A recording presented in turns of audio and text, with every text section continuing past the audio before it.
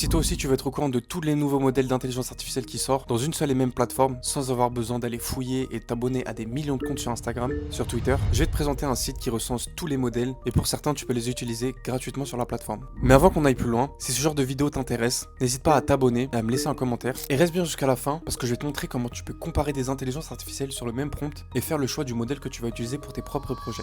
Pour ce faire, on va se rendre sur OpenRouter. Et voici comment se présente la plateforme. Si tu cliques sur le bouton modèle, tu as accès à tous les modèles d'intelligence artificielle et les derniers sortis en date. Par exemple, le nouveau modèle chinois Minimax M2.5 qui est premier dans la liste de la programmation. Quand tu cliques sur un modèle, tu peux appuyer sur le bouton chat qui va te permettre de le tester.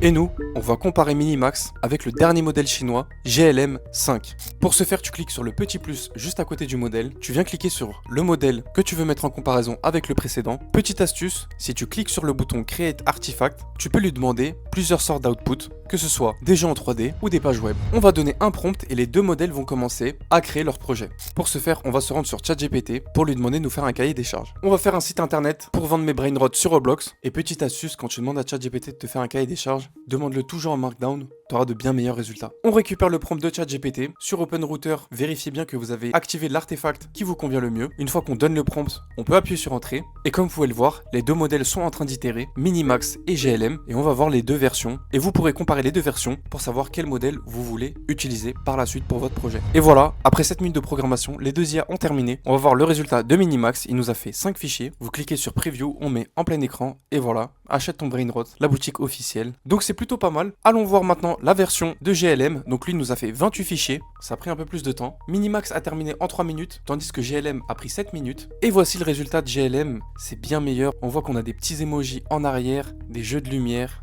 Les emojis qui sont vraiment pas mal. On a une page catalogue avec tous les brainrots. On peut acheter avec PayPal aussi. Il nous a tout fait. Il nous a même fait une page de confirmation. On peut même utiliser le filtre des prix. Enfin bref. Et si tu vas dans le petit menu en haut à droite et que tu cliques sur Logs, on peut voir que GLM nous a fait ce site web pour seulement 8 centimes. Abonne-toi pour plus de contenu sur l'IA et n'hésite pas à me laisser un commentaire pour le prochain sujet que je dois traiter en vidéo.